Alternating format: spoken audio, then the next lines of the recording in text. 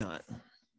So, the most important thing that we talk about today is what's happening all around us. Public education has failed Black people.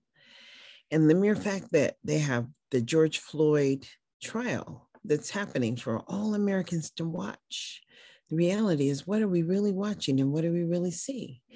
As an American citizen, I think we have the right to critique and be concerned about failed services.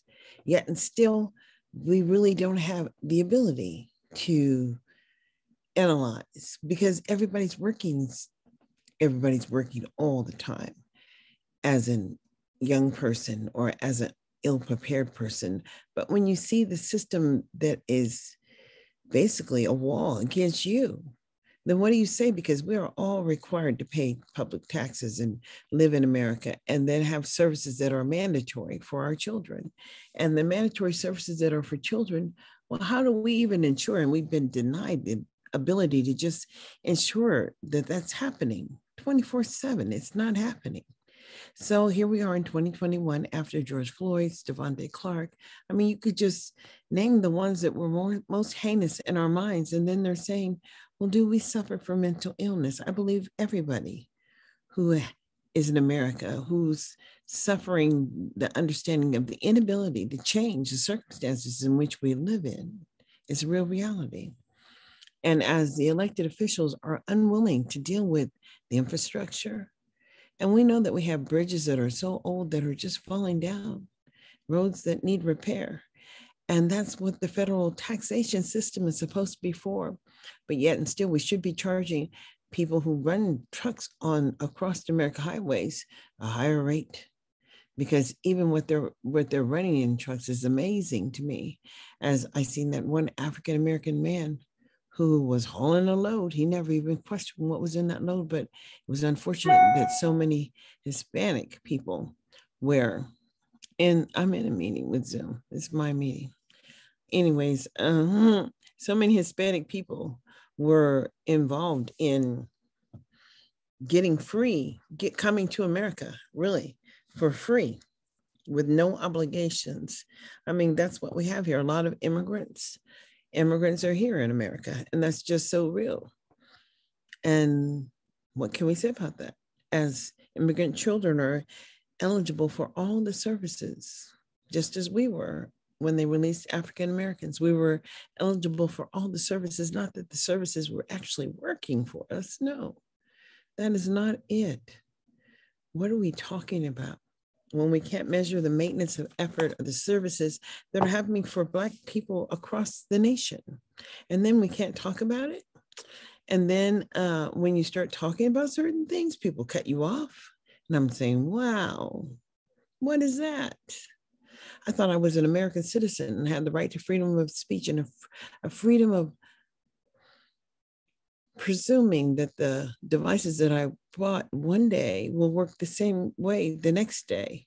And the programs that I download and pay for, that I'll be able to use them without any conflict. And I didn't ever think about how those programs would be following me around as I was purchasing them. But got to make sure that when you pay for something, you have the benefit for it. As this nation is all about the harvest, and you're part of the harvest, honey. The harvest looks like you and me.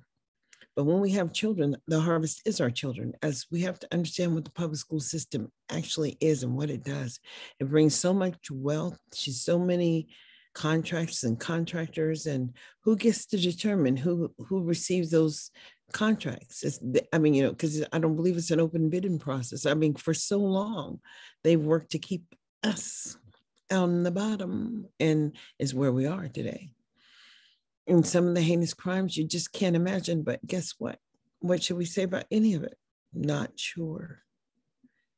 So until we understand what we're doing as American citizens and understand the importance in the vote, the criticalness of speaking out on failed services, as it is unacceptable to just throw something together that you have no demonstration of a maintenance of effort, and you're just going to create this program with one or two children or young people who are teaching in the high schools. Frightening enough that's how they plan on, creating their solution, by allowing young people to come back to the high school and work with the young people. No oversight, no governance at all. I mean, the coordination of services has to do with having, Department of Health Services, a Department of Health Services with professionals in there to talk about coordinating mental health services and services for people with disabilities and just services across the board. And the Department of Transportation to talk about just what you're doing, because it has to do with chemical air pollution and a host of things that I just don't know. But when you have a school district and it serves the second largest nation of kids in the world, they have the fifth largest school district in the nation. And here we are talking about failed services for African-American children. Yet we're not talking about it, are we? No, we're talking about who gets to be on the committee and what role they will play. And I don't have time for that. And I really don't care or have time for any committees.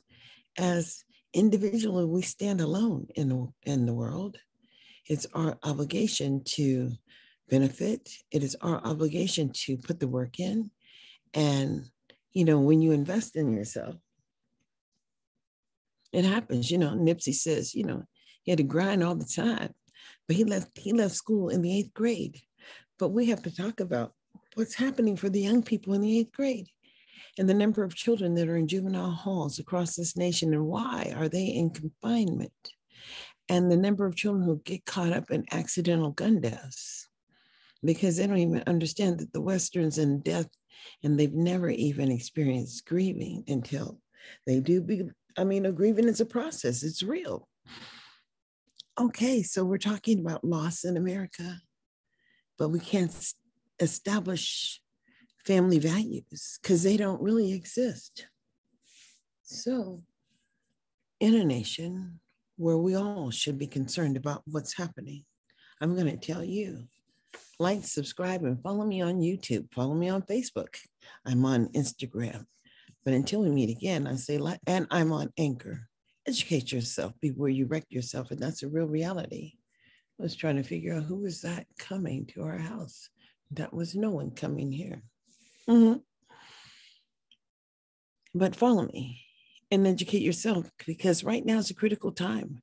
There's money from the federal government to talk about learning loss. There's money to talk about the information and the data that local school districts didn't have.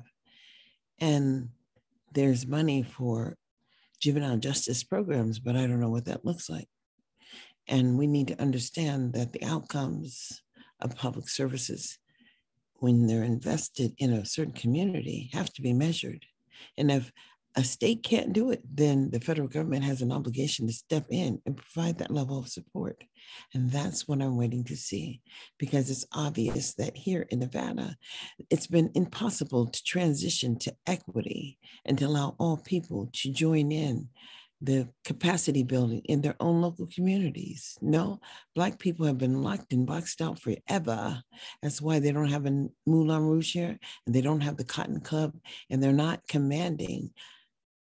All the money that is brought into Las Vegas from Black performers, because they have the ability to bring in the top. And then they pay taxes off the salaries that they pay these people to the federal government. But the resources coming back here to sustain our people are squandered, supplanted, and they openly talk about underfunding. Now that's supplanting is real, but when you could openly talk about it, I'm just trying to understand, what world do we live in 2021? Because you can openly talk about, and then I read some of their legislation, and it starts off as acts of criminal activity, and I'm saying, wow. What is that? I don't know anymore. I'm going to tell you, we need to do a thorough investment and reinvestment in the public education system, and understand that every mass shooter that was ever enrolled or engaged in the process of providing support to any individuals that were mentally disturbed that did the mass shootings in America. They had problems when they were growing up. Why didn't the public system even catch that? I never saw it. And because I never saw it, I can guarantee you it never happened. But each and every criminal mass shooting has been documented to have a person of mental illness. And that's what we have to concern ourselves with, especially when they train them to kill and then let them loose on society. What nation is this? Once again, we really need to ask ourselves in 2021. So I'll say like, subscribe, follow me on Anchor, subscribe on my YouTube channel and Facebook, follow me, because, you know, we live in a world which is going to engage each one of us to have a higher thinking, to step outside the box and perhaps not trying to align with a community or a community organization, no, but stepping up to say, hey, this is so unfair. What can we do to change? Because I expect the elected official that's elected to represent me, in the long run. I have the right to freedom of speech, religion, and whatever in America in 2021. So have a great day. This is Darlene Anderson signing out.